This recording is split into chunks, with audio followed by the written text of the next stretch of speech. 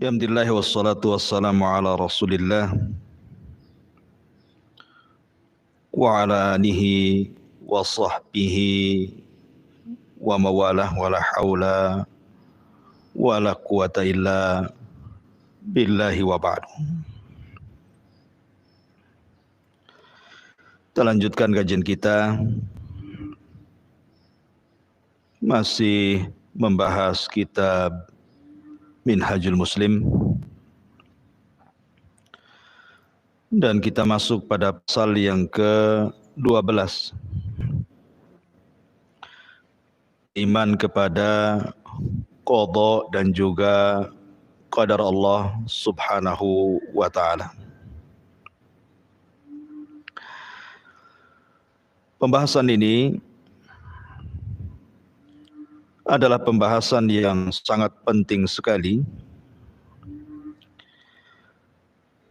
karena beriman kepada qada dan qadar Allah subhanahu wa ta'ala adalah bagian daripada rukun iman, di mana seorang muslim tidak boleh tidak kecuali harus beriman dengan qada dan qadar. Ma'asyiral muslimat yang dimuliakan Allah subhanahu wa ta'ala, setiap manusia, saya, ibu-ibu ataupun siapapun, semua sudah dicatat oleh Allah subhanahu wa ta'ala dalam catatan yang umum yang disebut dengan Lauhil Mahfuz. Baik kelahirannya, baik rizkinya, baik kebahagiaannya, celakanya, bahkan sampai kepada su'ul khatimah dan husnul khatimah,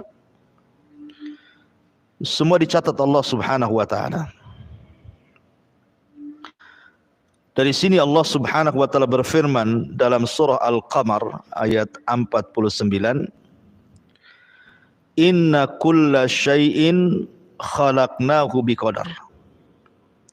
Sesungguhnya kami menciptakan segala sesuatu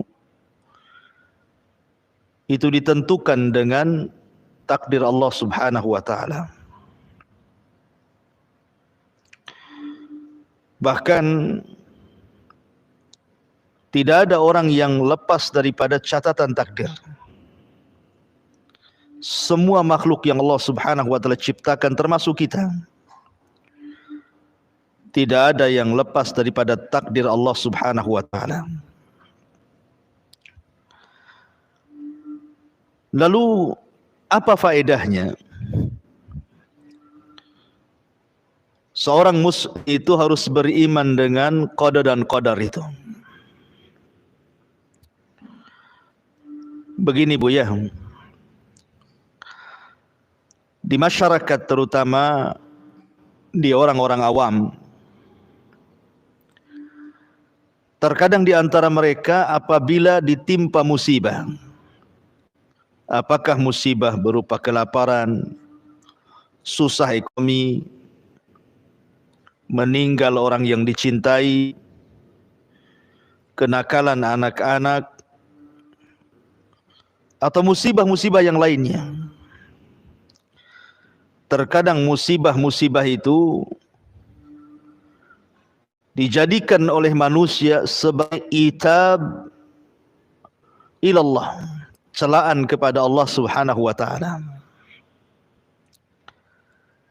Padahal jangan sampai menjadikan musibah yang Allah subhanahu wa ta'ala turunkan kepada kita itu celaan bagi Allah. Tak jarang di masyarakat kita sering mendengar apabila ditimpa musibah kemiskinan, maka mereka akan mengatakan, kenapa saya selalu ditimpa kemiskinan? Kenapa orang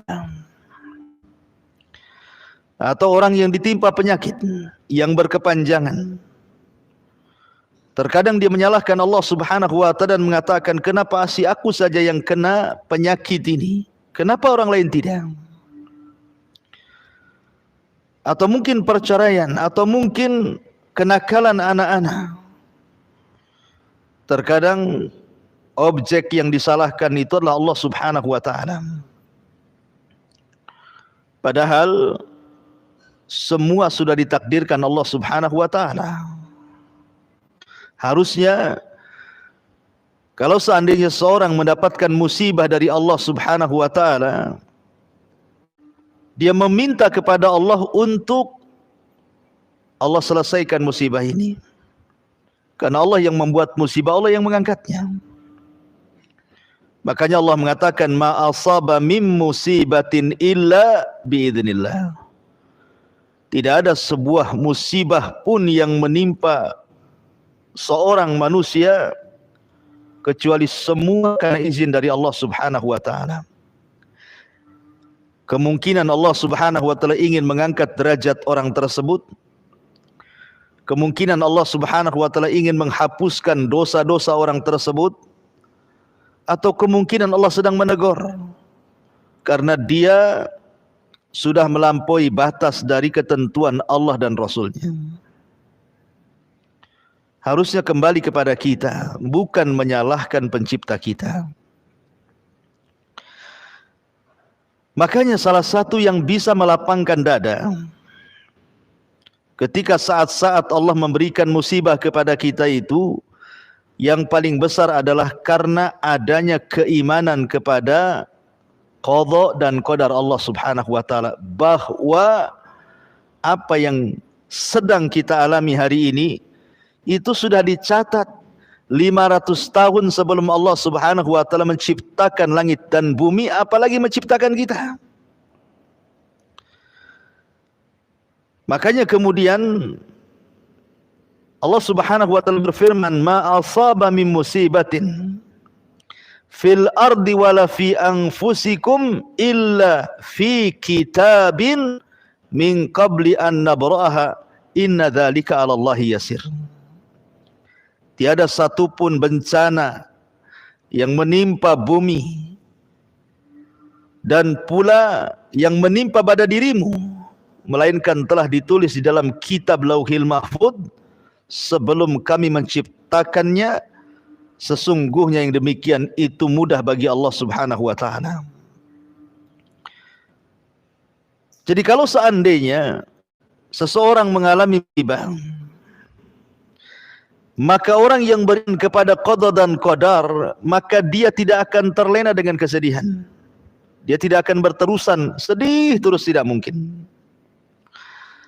Ataupun ketika ditimpakan kenikmatan dari Allah Subhanahu wa ta'ala, tidak lantas kemudian dia merasa seolah-olah dia orang yang paling beruntung dan menganggap bahwa kenikmatan itu merupakan tanda sayang Allah kepadanya. Bukan itu. Maka seseorang yang beriman kepada qada dan qadar itu, hatinya akan lapang, Bu. Kalau memang ada musibah yang menimpa, maka dia tidak akan berlarut dengan kesedihan. Dan kalau dia mendapatkan kenikmatan, tidak mungkin bergembira sampai melupakan yang lainnya. Itulah pentingnya beriman dengan qada dan qadar. Contoh, pamannya ibu disakiti oleh teman, disakiti oleh manusia dengan ucapan-ucapannya yang menyakitkan, difitnah, dibuli, dicaci, dimaki, dighibah, atau yang lainnya. Tentu ucapan manusia terkadang menyempitkan dada, Bu. Betapa banyak gara-gara ucapan manusia sempit dadanya yang kemudian mengakhiri dengan cara ingin membunuh dirinya. Atau seolah-olah dia menjadi orang yang tidak berguna. Atau mungkin menyalahkan Allah, kenapa aku jadi objek gibahan manusia. Tapi kalau dia beriman dengan qada dan qadar, sesungguhnya yang menimpa hari ini, kenapa orang membicarakan kita, memfitnah kita, boleh jadi sudah ditulis Lauhil Mahfuz 500 tahun sebelum Allah menciptakan langit dan bumi, sehingga kita tenang. Kita tenang, nggak apa-apa mereka ngomong tentang dia. Sudah ditulis Lauhil Mahfuz. Cuman kejadiannya baru sekarang. Makanya kemudian orang yang beriman kepada qada dan qadar itu hatinya tenang. Karena semua sudah ditakdirkan. Semua sudah dicatat. Tidak ada yang meleset bagi Allah. Yakini bahwa apa yang Allah kehendaki, kalaupun manusia tidak berkehendak, pasti terjadi. Apa yang dikehendaki manusia, tapi Allah tidak berkehendak, tidak mungkin terjadi. Tenang, lapang hati kita, Bu. Kalau itu yang tertanam dalam hati kita. Satu dunia orang hendak menyakiti kita, memfitnah kita, membuli kita, silahkan. Kalau memang ditakdirkan oleh Allah Subhanahu wa ta'ala, tidak akan terjadi apapun, ibu pasti selamat. Mau difitnah apapun, kalau Allah tidak berkehendak, ibu celaka, tidak mungkin celaka. Tapi sebaliknya, kalau manusia berkehendak agar ibu tidak celaka, tapi Allah berkehendak ibu celaka, pasti celaka. Jadi beriman kepada takdir itu luar biasa faedahnya. Supaya orang yang bersedih jangan berlarut, orang yang bahagia jangan melampau. Karena semua takdir dari Allah Subhanahu wa ta'ala. Apa masalahnya? Semua sudah ditakdirkan Allah. Orang yang dicintai meninggal, memang sudah ditakdirkan harus meninggal. Kemudian kalau seandainya disempitkan usahanya, memang sudah ditakdirkan sedang disempitkan usahanya. Kalau seandainya ada masalah-masalah yang lain, memang sudah ditakdirkan seperti itu. Tapi ada sebuah keyakinan dalam hati kita, inna ma'al usri yusra. Setiap kesulitan itu pasti akan datang kemudahan. Yakin dengan takdir. Karena orang kalau tidak yakin takdir, ya tadi akhirnya dia menyalahkan Allah, menyalahkan nasibnya, menyalahkan dirinya, seolah-olah dia tidak berguna hidupnya, dan begitu seterusnya. Akhirnya putus asa, setelah putus asa tak jarang mengakhiri dirinya, naudzubillah. Ma'asyiral muslimat yang dimuliakan Allah Subhanahu wa ta'ala, semua sudah dicatat oleh Allah Subhanahu wa ta'ala. Bara bin Malik radhiyallahu anhu dalam peperangan yang disebut dengan Hadiqatul Maut, kebun kematian, saat peristiwa penyerbuan pasukan Abu Bakar Siddiq radhiyallahu an melawan Musailamah al-Kadzab di sebuah kebun kematian, di mana tentara Musailamah al-Kadzab bersembunyi di kebun, dan kebun itu dibenteng dengan sangat kokoh, tidak bisa ditumbangkan benteng itu. Akhirnya Bara ibn Malik manjat ke atas benteng. Kemudian dia terjun ke balik benteng sambil menyerang penjaga-penjaga benteng, dan dia berhasil membuka benteng sehingga para sahabat masuk dan berhasil menaklukkan tentara Musailamah al-Kadzab. Tapi Bara bin Malik tidak meninggal. Padahal secara logika, Bu, benteng itu dijaga pasukan banyak. Dia loncat ke balik benteng untuk membukakan benteng itu, sehingga dia harus berperan, berhasil membuka benteng. Tapi karena Allah belum mentakdirkan ajalnya, ya selamat dia. Ya, karena semua karena takdir Allah Subhanahu wa ta'ala. Khalid ibn Walid dalam pembaringannya saat sakit menuju kematiannya, dia mengatakan di hadapan teman-temannya, demi Allah tidak ada sekujur badanku dari kepala sampai kaki melainkan ada bekas panah, bekas tombak, bekas pedang, dan bekas senjata-senjata yang menusuk badanku. Kata Khalid, tapi sekarang aku akan mati dalam pembaringan. Kenapa aku tidak mati di medan perang? Harusnya Khalid itu mati syahid di peperangan. Karena tidak ada sekujur badan kecuali ada bekas sayatan pedang, bekas tusukan tombak, ataupun panah, atau senjata-senjata perang. Tapi Allah tidak takdirkan dia mati dalam peperangan. Justru Khalid ibn Walid meninggal dalam pembaringan. Takdir. Tidak lepas dari takdir Allah subhanahu wa ta'ala. Ma'asyiral muslimin yang dimuliakan, muslimat yang dimuliakan Allah subhanahu wa ta'ala. Umar ibn al-Khattab radhiyallahu anhu, ketika menjelang ajalnya, atau dia menghendaki ajalnya, dia menghendaki kalau seandainya ajalnya itu ingin di atas kesyahidan dan ingin meninggal di tempat yang di tempatnya situ tempat hijrah Nabi. Jadi berdoa setiap hari, ya Allah, wafatkan aku dengan mati syahid di tempat hijrah Nabi. Itulah doanya Umar bin Khattab radhiyallahu anhu. Logika, Bu, di zaman Umar bin Khattab kekuasaan kaum muslimin itu sampai ke daratan Persia, bahkan menguasai sebagian Romawi. Kekuatan Islam luar biasa di zaman Umar bin Khattab radhiyallahu anhu, di atas keemasan. Siapa yang berani menyerang ibu kota sehingga terjadi pertempuran, kemudian Umar mati dalam pertempuran itu? Enggak ada yang berani menyerang kota Madinah. Tapi Umar yakin kalau sudah takdir Allah subhanahu wa ta'ala, tidak mustahil dia meminta kepada Allah untuk mati syahid di kota Madinah, tempat hijrah Nabi SAW. Yakin dengan takdir. Akhirnya suatu ketika Mughirah bin Syu'bah datang dari Persia membawa budak yang bernama Abu Lu'lu al-Majusi, meminta izin agar dia diperbolehkan tinggal di Madinah. Orang Majusi, orang kafir. Umar tidak mengizinkannya, karena tidak boleh ada orang kafir di kota Madinah. Yahudi saja diusir di zaman Nabi. Tapi karena terus mengeluh, akhirnya Umar pun mengizinkan Mughirah bin Syu'bah memasukkan budaknya untuk bekerja padanya di pandai besi. Maka ketika suatu hari Umar bin Khattab datang ke pandai besinya, Mughirah bin Syu'bah bertemu dengan Abu Lu'lu. Kemudian karena dia piawai dalam membuat senjata, kata Umar bin Khattab, wahai Abu Lu'lu, buatkan untukku pisau yang bagus.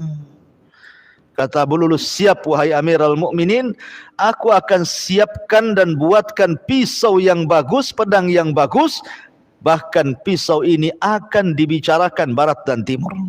Umar tidak paham maksudnya dibicarakan barat dan timur itu. Rupanya Abu Lu'lu punya dendam ditaruh kepada Umar bin Khattab karena Umar berhasil menaklukkan Persia.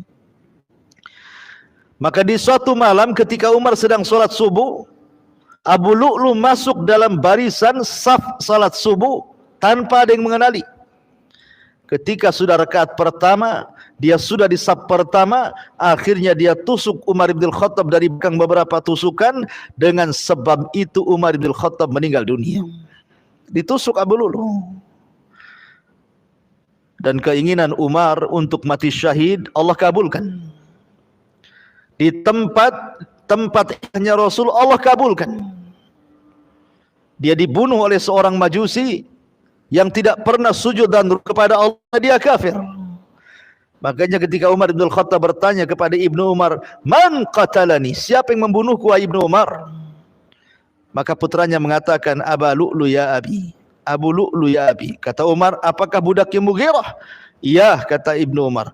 Umar pun dengan bangga dan senangnya menengadahkan tangan ke langit dan mengatakan, alhamdulillah alladzi qatalani lam yu'min billahi aw lam yasjud lillahi walau kana sajdah. Segala puja dan puji hanya milik Allah yang telah membunuhku adalah seorang laki-laki yang tidak pernah sujud walaupun sekali sujud, alias mati syahid. Kenapa Umar yakinnya dia berdoa seperti itu, ingin mati syahid, ingin meninggal di kota tempat hijrahnya Rasul, karena Umar itu yakin dengan qadar. Yakin dengan takdir. Kalau Allah takdirkan bisa terjadi kan, walaupun itu mustahil. Kan mustahil Umar akan perang gitu ya di kota Madinah. Siapa yang berani merangi Madinah? Tapi yang namanya qada dan takdir itu tidak ada yang mustahil. Semua sudah dicatat di Lauhil Mahfuz. Rizki seseorang sudah dicatat. Umur seseorang sudah dicatat. Jadi kalau sudah dicatat seperti rizki sudah dicatat, lah buat apa merampok? Buat apa mencuri? Buat apa takut dengan rizki? Takut dengan kejahatan, takut dengan PHK, takut dengan gulung tikar. Kemudian berbuat maksiat, harus merampok, harus mencuri, harus korupsi. Bukankah Allah sudah mentakdirkan manusia itu takdir rizkinya masing-masing? Bahkan tidak akan diwafatkan kecuali disempurnakan rizkinya. Makanya sering saya ceritakan, ketika ada seorang pengemis datang ke rumah Ali radhiyallahu an. Kemudian Ali radhiyallahu an menjanjikan akan memberikan 4 dirham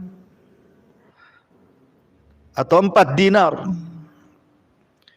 Tapi Ali lupa meletakkan 4 dirham itu di mana letaknya. Karena kelamaan, maka sang pengemis ini pulang dan mencuri pelana kuda Ali. Setelah pergi, akhirnya uang itu baru ingat ada di mana. Setelah diambil uang itu, kemudian keluar hendak beri pengemis tadi, pengemisnya pula sudah pergi. Akhirnya kemudian datanglah pembantu Ali radhiyallahu anhu dan mengatakan, "Ya Amirul Mukminin, pelana kuda kita ada yang curi. Dia hilang di atas kudanya."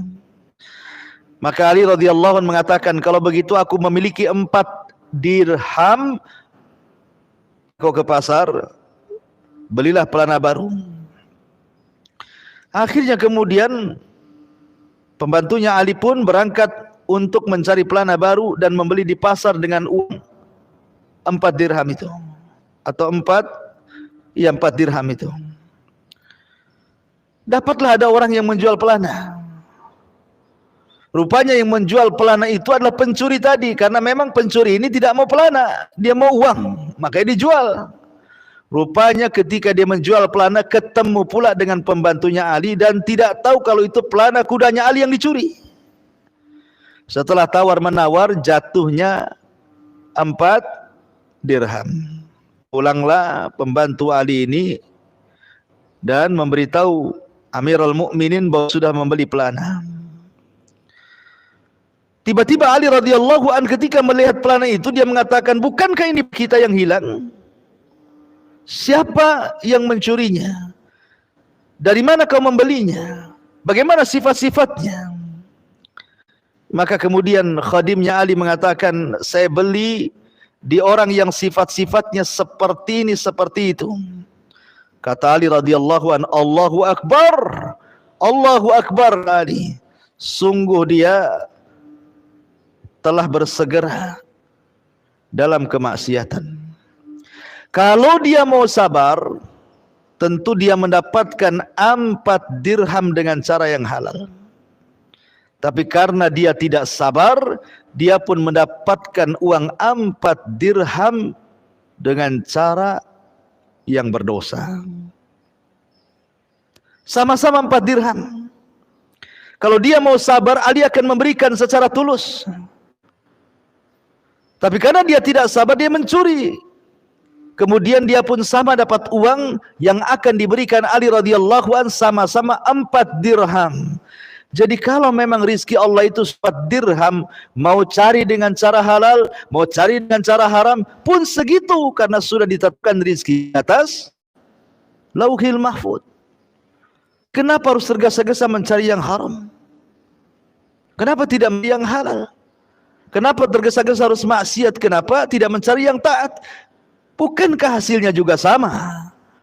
Itu karena tidak yakin dengan qada dan qadar subhanahu wa ta'ala. Orang yang merampok, orang yang mencuri, orang yang berbuat jahat itu karena tidak paham dengan qada dan qadar Allah subhanahu wa ta'ala. Tidak tenang hatinya. Makanya dia berusaha untuk melakukan maksiat karena dalam benaknya dia tidak yakin dengan takdir Allah Subhanahu wa taala. Ma'asyiral muslimat yang dimuliakan Allah Subhanahu wa taala. Perhatikan, kalau kita cerita iman dengan qada dan Allah Azza wa Jalla, maka beriman kepada qada dan qadar itu mencakup 4 perkara. Beriman kepada qada dan qadar itu mencakup 4 perkara. Siapa yang mengimani 4 perkara dan paham dengan 4 perkara ini, berarti dia telah beriman kepada qada dan qadar. Siapa yang mengingkari 1 dari 4 perkara ini, maka dia telah mengingkari qada dan qadar Allah Subhanahu wa taala. Apa saja 4 perkara ini?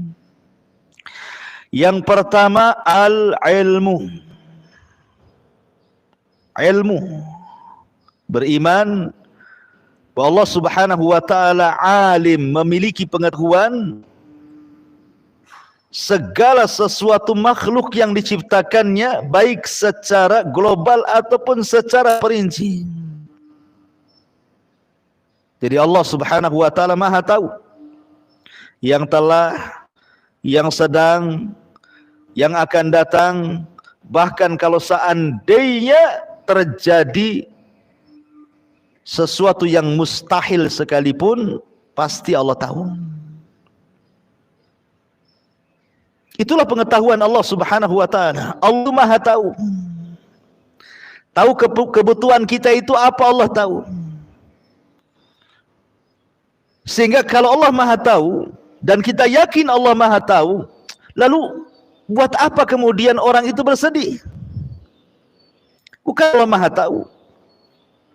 Kalau kita mengangkat kedua tangan kepada Allah Azza wa Jalla agar dilepaskan dari kesulitan, Allah Maha tahu.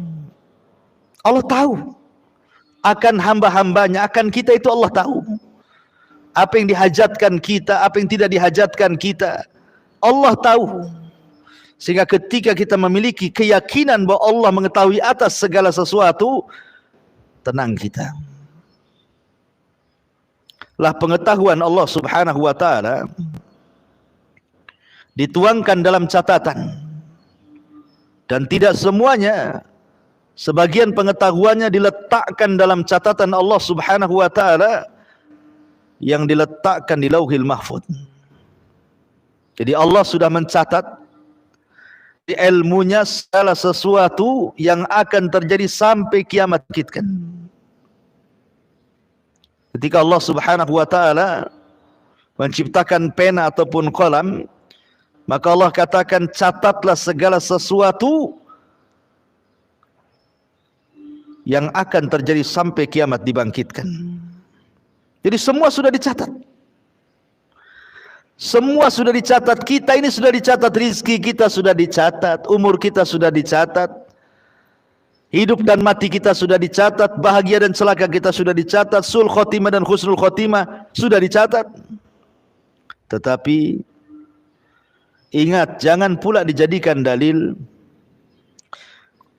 bahwa ketika Allah Subhanahu wa taala mencatat semua apa yang akan berlaku sampai kiamat dibangkitkan, ada pula orang yang mengatakan, kalau seandainya si fulan itu kafir, si fulan itu fasik, si fulan itu maksiat, saya kan maksiat karena catatan saya bermaksiat, makanya saya maksiat. Seolah-olah orang ini berdalil dengan alur catatan, sehingga akhirnya maksiat dilegalkan gara-gara berdalil dengan catatan. Ya, aku ini seperti ini, suka dengan laki-laki sesama jenis, ya karena memang sudah dicatatnya seperti itu, mau diapain katanya. Sudah takdir seperti itu, sudah catatannya seperti itu. Dan catatan itu tidak mungkin dirubah katanya. Nggak boleh berdalil seperti itu, karena seseorang itu melakukan kekufuran, kefasikan, itu karena ikhtiarnya, kehendaknya. Allah tidak memaksa dia harus seperti itu, karena Allah tidak pernah memaksa hambanya. Bahkan Allah berikan pilihan, wahadainahu najdain. Kami pilihkan dua jalan, ini jalan kufur, ini jalan beriman. Jangan berdalil dengan takdir akan sebuah kemaksiatan. Karena maksiat itu memang takdir Allah, tapi kehendak Anda yang bermaksiat. Allah tidak berkehendak. Si fulan tahu bahwa si Anu akan bermaksiat, kemudian dia, bukan berarti kemudian ketika dia maksiat itu karena pengetahuan Allah dan catatan Allah akhirnya dia maksiat. Tidak. Allah Subhanahu wa taala tetap memberikan masyiah, kehendak. Dan makhluk juga punya kehendak. Sehingga ketika dia bermaksiat kepada Allah itu karena kehendaknya, bukan karena catatannya. Makanya yang nomor 3 selain daripada beriman dengan ilmu Allah, beriman dengan catatan Allah Subhanahu wa taala, juga beriman dengan al-masyiah, beriman dengan kehendak Allah Subhanahu wa taala. Wa ma tasya'u illa an yasha'ahu rabbul alamin. Apa yang kalian kehendaki kecuali juga Allah berkehendak. Tetapi kehendak menjadi bawah kehendak Allah Subhanahu wa taala. Kemudian yang terakhir ada yang disebut dengan al-khalqu. Allah yang menciptakan segala sesuatu.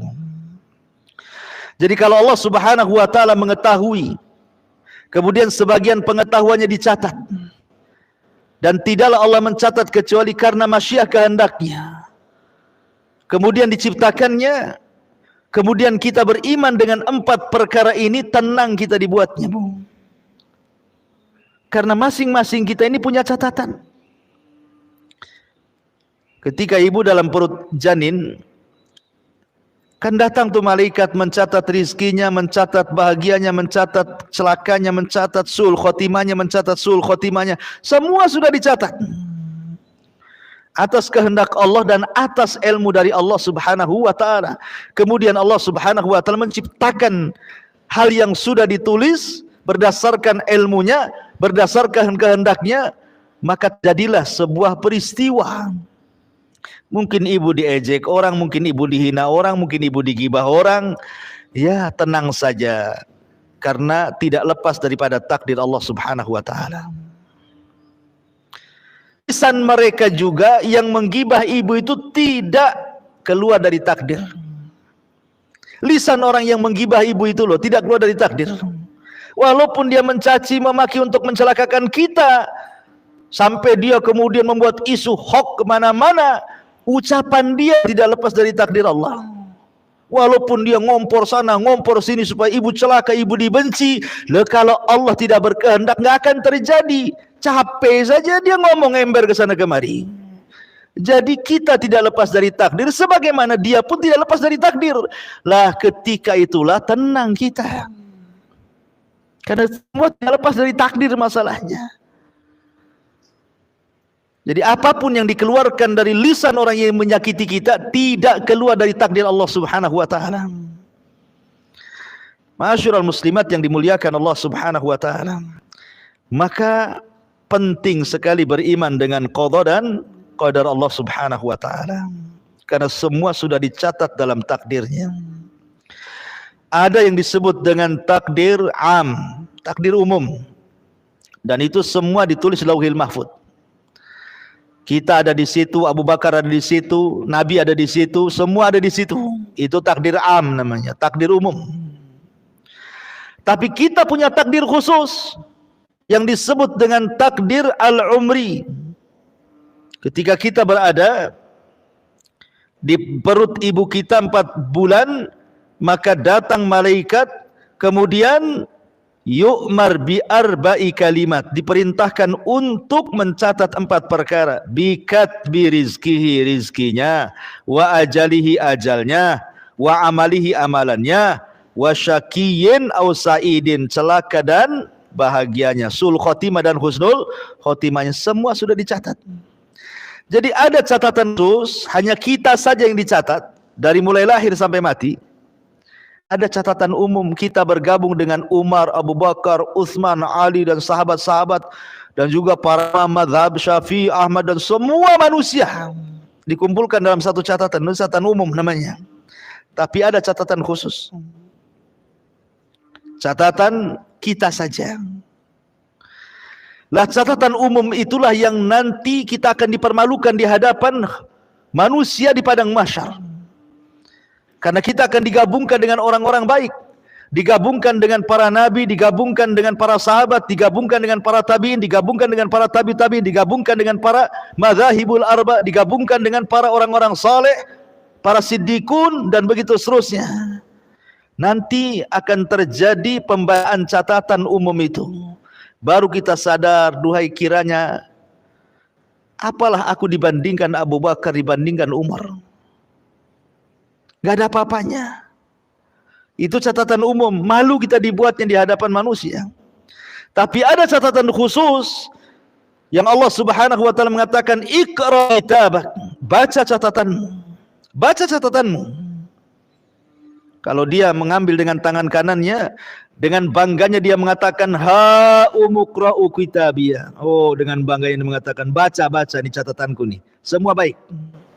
Tapi bagi yang mengambil dengan tangan kiri atau di belakang punggungnya, dia benci untuk mengambil karena dia tahu isi. Nah, itu namanya takdir umri. Ada takdir sanawi yang diturunkan setiap malam Lailatul Qadar. Setahun yang akan datang dari malam Lailatul Qadar itu diperbaharui lagi takdirnya. Kemudian ada takdir harian yang disebut dengan al-yaumi, di mana Allah mengatakan kulla yaumin huwa fi sya'an. Allah itu setiap hari penuh dengan kesibukan, di mana Allah membuat seseorang sakit, membuat seseorang sembuh, membuat seseorang hidup, membuat seseorang mati, membuat seseorang kaya, membuat seseorang miskin, membuat seseorang gembira, membuat seseorang sedih, membuat orang tertawa, orang menangis. Setiap hari Allah itu sibuk. Itu namanya takdir yaumi. Ya. Lah hal-hal yang seperti ini harus diimani. Ma'asyiral muslimat yang dimuliakan Allah Subhanahu wa taala, tapi takdir Allah itu perkara gaib. Maka disebutkan di sini, wa indahu mafatihul ghaibi la ya'lamuha illahu wa ya'lamu ma fil barri wal bahri wa ma tasqutu min waraqatin illa ya'lamuha wa la habatin fi dhulumatil ardi wa la ratbin wa la yabisin illa fi kitabim mubin. Dan pada sisi Allah kunci-kunci semua yang gaib. Tak ada yang mengetahuinya kecuali dia sendiri. Dan dia mengetahui apa yang ada di daratan, yang ada di lautan. Dan tidak ada helai daun pun yang gugur melainkan dia mengetahuinya. Dan tidak jatuh sebutir biji pun dalam kehidupan bumi kecuali dia mengetahuinya. Bahkan sesuatu yang basah dan yang kering melainkan tertulis dalam kitab yang nyata di Lauhil Mahfuz. Kita tidak tahu takdir kita. Karena wa indahu mafatihul ghaib. Di sisi Allah lah kunci-kunci segaiban. Termasuk takdir manusia itu gaib bagi kita. Karena dia gaib kita, Bu, maka jangan berdalil dengan takdir.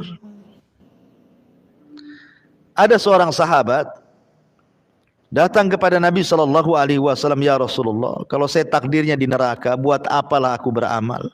Buat apalah aku capek-capek sholat, capek-capek puasa, mengeluarkan harta zakat, toh nanti juga takdirnya masuk neraka, ya masuk neraka juga, nggak ngaruh sholatnya. Ataupun sebaliknya, orang ini hendak berdalil dengan takdir. Sama dengan orang sekarang kan itu. Ketika dia punya penyakit LGBT umpamanya kan, suka sesama jenis atau lesbi, kemudian kita ingatkan itu perbuatan kaum Lut, bahaya, akan dilaknat, kau akan masuk neraka. Apa katanya? Ini sudah takdirnya Ustaz. Sudah takdir. Sudah ditulis Lauhil Mahfuz. Anda tahu emang kapan ropong Lauhil Mahfuz sehingga Anda takdirnya seperti itu? Anda itu punya penyakit seperti itu karena kehendak Anda. Kalau Anda berusaha untuk sembuh, bisa sembuh, kan itu bukan takdir. Makanya kenapa Nabi SAW menepis hujah takdir itu di hadapan para sahabat, dan Rasul mengatakan, kalian lo tidak tahu isi takdir itu apa. Kata Nabi SAW, fakullun muyassarun lima khuliqalahu. Fakullun muyassarun lima khuliqalahu.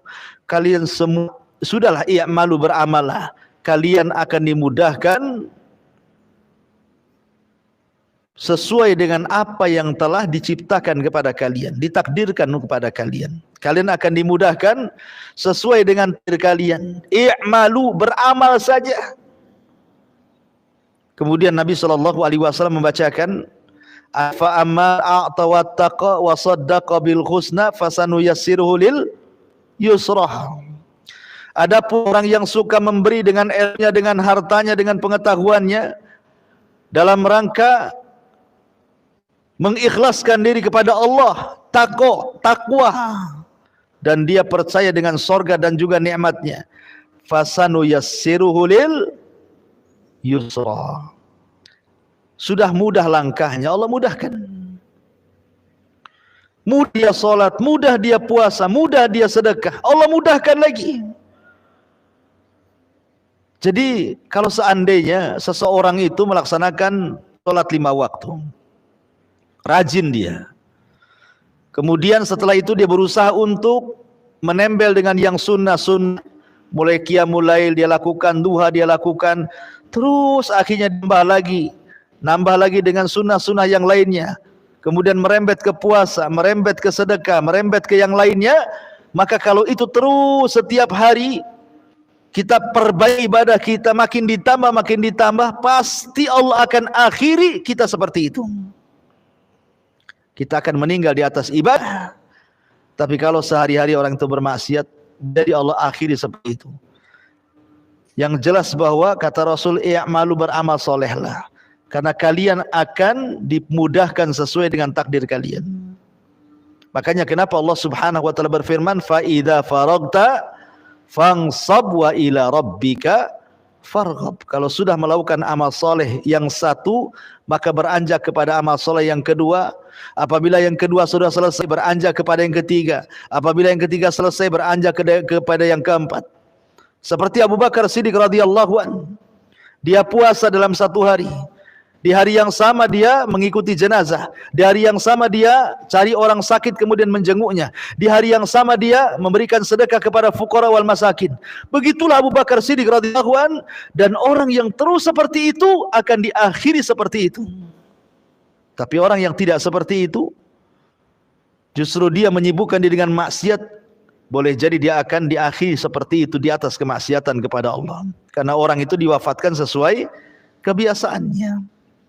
Lah, karena kita tidak tahu takdir Allah seperti apa, maka cukuplah kita beramal. Tidak usah menerka-nerka takdir saya di neraka, takdir saya di sorga, takdir saya begini, takdir saya begitu. Emang karena Anda melihat, meneropong lauhil mahfuz sehingga tahu isinya yang Allah takdirkan kepada kita. Ingat, semua adalah kegaiban, dan itu hanya Allah Subhanahu wa taala yang tahu.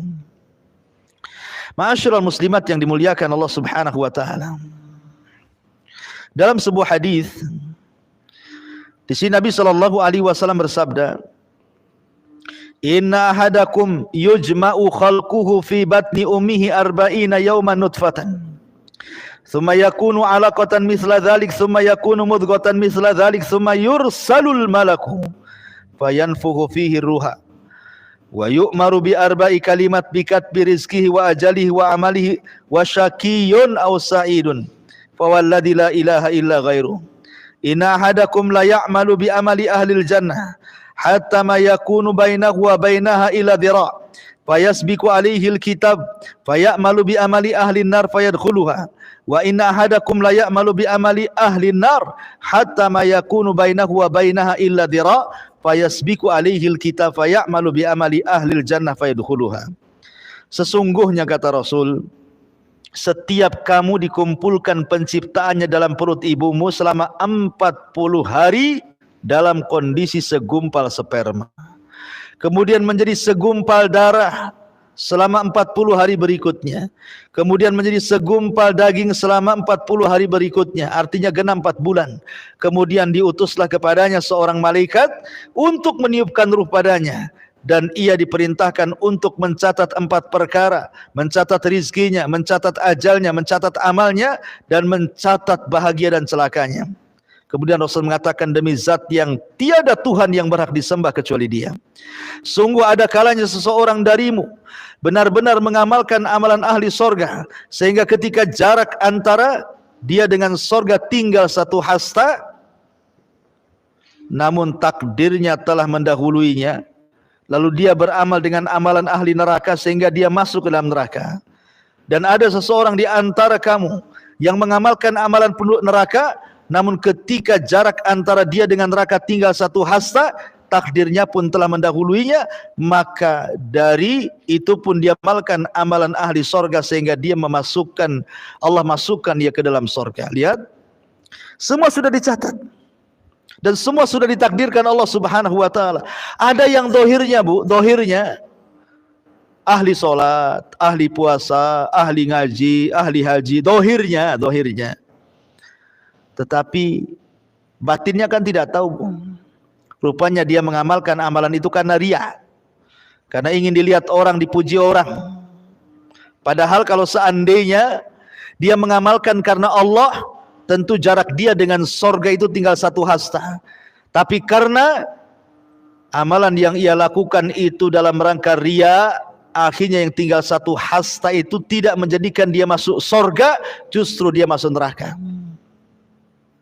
Tapi ada juga yang dohirnya, ya amalannya kurang. Terkadang mungkin dia ada maksiat, tapi dia punya amalan yang kita tidak tahu. Hanya dia dengan Allah yang tahu. Mungkin amalan itu sangat ikhlas dan sangat berharga bagi dia di hadapan Allah. Rupanya yang kita anggap dia biasa-biasa saja, terkadang maksiat, dimasukkan pula ke dalam sorga, padahal maksiat dia itu sudah mendekatkan dia tinggal 1 hasta ke neraka. Kita tidak tahu, semua takdir Allah Subhanahu wa taala. Kita tidak bisa memvonis, kita tidak boleh menjustis, kita tidak boleh menuduh si fulan ahlul jannah, si fulan ahlun nar dalam kondisi orang masih hidup, karena kita tidak tahu akhir kehidupan manusia. Ma'asyiral muslimat yang dimuliakan Allah Subhanahu wa taala, makanya manusia itu, Bu, saat detik-detik wafat. Kenapa manusia itu bisa su'ul khotimah, Bu? Orang yang detik-detik wafat, kenapa sih orang itu ada yang sampai su'ul khotimah? Kata Siddiq Hasan Khan rahimahullahu ta'ala mengatakan, karena ada 2 perkara kenapa orang itu jadi su'ul khotimah. Perkara yang pertama, karena dikuasakan kepada orang tersebut ajaran sesat. Boleh jadi ketika di dunia dia mempelajari filsafat sesat, mengotak-ngatik Allah, mengotak-ngatik zat Allah sampai bingung, sehingga ketika sakaratul maut dia bingung dengan Tuhannya, karena semasa hidupnya suka mengutak-ngatik Tuhannya itu. Atau yang kedua, terkalahkan dunianya, karena ketika masa hidup dia sibuk dengan dunia, sibuk dengan pekerjaan, sibuk dengan usaha, sibuk dengan bisnis. Ketika sakaratul maut, yang diwasiatkan kepada anak-anaknya, nak, kalau ibumu mati, ayahmu mati, jaga tuh perusahaan yang sebelah sana. Nah, kalau seandainya ibumu sehat, tidak jadi mati, bapakmu sehat, tidak jadi mati, kita jalan-jalan ke Singapura, kita jalan-jalan ke Australia, kita jalan-jalan ke mana? Harusnya dia ngomong, nak, kalau seandainya kita sehat, yuk kita haji, yuk kita umroh, yuk kita sedekah. Harusnya kan begitu. Tapi karena terkalahkan dengan dunianya, akhirnya itu yang diucapkannya. Jalan-jalan ke negeri kafir. Ya, akhirnya diwafatkan dengan angan-angan seperti itu, su'ul khotimah itu dia.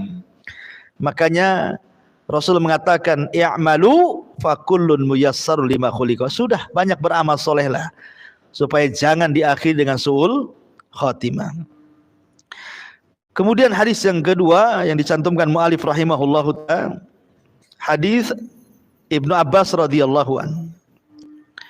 Suatu ketika Abdullah ibn Abbas ini berboncengan dengan Nabi SAW, kemudian Rasul menasihati Abdullah ibn Abbas, ya gulam, inni uallimuka kalimatin ihfadillah yahfadka, ihfadillah tajidhu tujahak, idza sa'alta fas'alillah wa idza sta'anta fasta'in billah, wa'lam annal ummata law istama'at ala an yanfa'uka bi syai'in lam yanfa'uka illa bi syai'in qad katabahu Allahu lak, walau istama'u ala an yadurruka bi syai'in lam yadurruka illa bi syai'in qad katabahu Allahu 'alaik, rufi'atil aqlam wa jaffatis suhuf. Hai anakku, kata Rasul, sesungguhnya aku akan mengajarkan kepadamu beberapa kalimat. Jagalah perintah Allah, jagalah larangan Allah, niscaya Dia memeliharamu. Kemudian jagalah Allah, niscaya engkau akan mendapatkannya di hadapanmu. Apabila engkau memohon, mohonlah kepada Allah. Apabila meminta pertolongan, mintalah pertolongan kepada Allah. Perhatikan syahidnya. Dan ketahuilah, sekiranya umat ini bersatu untuk memberikan manfaat kepadamu dengan sesuatu, niscaya mereka tidak akan dapat memberikan kecuali sesuatu yang telah Allah tetapkan untukmu. Dan sekiranya mereka bersatu untuk mendatangkan kemadaratan terhadap kamu, maka mereka tidak akan dapat menimpakan kemadaratan terhadapmu kecuali dengan sesuatu yang telah Allah tetapkan atasmu. Pena telah diangkat, lembaran-lembaran telah kering. Artinya bahwa di sini ada kelapangan dada bagi kita, Bu, ya. Makanya ketika kita menyebut tentang bagaimana cara melapangkan dada yang sempit, beriman dengan takdir. Dalilnya di sini. Seandainya satu manusia menyakiti ibu, yang menyakiti ibu itu loh tidak lepas daripada takdir Allah. Mereka tidak lepas dari takdir Allah. Kalau kata takdir Allah, 1 juta manusia menyakiti ibu tidak akan terjadi, tidak akan memadaratkan ibu, tidak akan terjadi. Tapi 1 orang yang mungkin dianggap remeh, dianggap tiada berharga, tiba-tiba kemudian dia memadaratkan kita, dan Allah berkehendak sudah dicatat gara-gara dia terjadi madarat, pasti terjadi. Ya. Makanya sekali lagi bahwa beriman dengan qada dan qadar itu bisa melapangkan dada yang sempit, bisa melapangkan dada yang sedang dirundung dengan kesedihan. Ma'asyiral muslimat yang dimuliakan Allah Subhanahu wa taala, dari sini pentingnya kita beriman dengan takdir Allah Subhanahu wa taala. Adam dengan Musa itu pernah berdebat, Bu. Perdebatannya adalah ketika Nabi Musa mengatakan kepada Adam, wahai Adam, anta abuna, engkau kan bapak kami. Gara-gara engkau memakan buah larangan, akhrajtana minal jannah. Kaulah yang menjadikan kami semua akhirnya mengikuti dirimu keluar dari sorga. Coba kamu tidak makan buah larangan, tentu kami akan tinggal di sorga, kata Musa. Kami sudah enak, tidak perlulah letih lagi di dunia. Gara-gara engkau akhirnya kami juga terkena imbasnya, diusir pula di dunia. Musa menyalahkan Adam dengan takdir. Maka Adam pun membantah Nabi Musa dengan takdir. Kata Adam, wahai Musa, engkau kan kalimur rahman, Nabi yang banyak bicara dengan Allah. Fala talumuni, jangan kau cela aku.